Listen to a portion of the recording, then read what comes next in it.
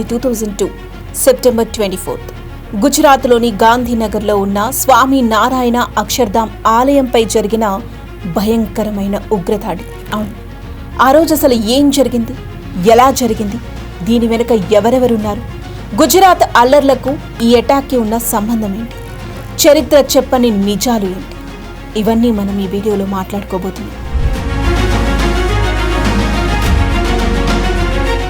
ఈ సంఘటన భారతదేశ చరిత్రలో చెరగని మచ్చ.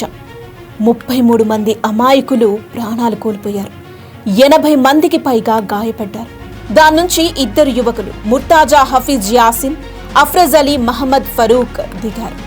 ఇద్దరు 20 నుంచి 25 ఏళ్ల వయసులో ఉంటారు. వాళ్ళ దగ్గర AK-47 రైఫిళ్లు, గ్రనేడ్స్, పేలుడు పదార్థాలతో నిండిన జాకెట్స్ ఉన్నాయి. వాళ్ళ మొహాల్లో ఎలాంటి ఎమోషన్ లేదు. అందులో ఒక ఉగ్రవాది పాకెట్లో ఒక చీటీ పెట్టుకున్నాడు. అందులో ఉర్దూలో రాసిన ఒక నోట్ కూడా ఉంది. ఇది గోద్రాకు ప్రతీకారం, గట్టిగా దెబ్బ కొట్టండి, ఎవ్వరిని బ్రతకనివ్వకండి అని రాసి ఉంది. గ్రనేడ్స్ విసిరి ప్రధాన ఆలయం వైపు పరిగెత్తారు. ప్రశాంతమైన వాతావరణంలో గన్ ఫైర్, పేలుడు శబ్దాలు మారుమ్రోగిపోయాయి.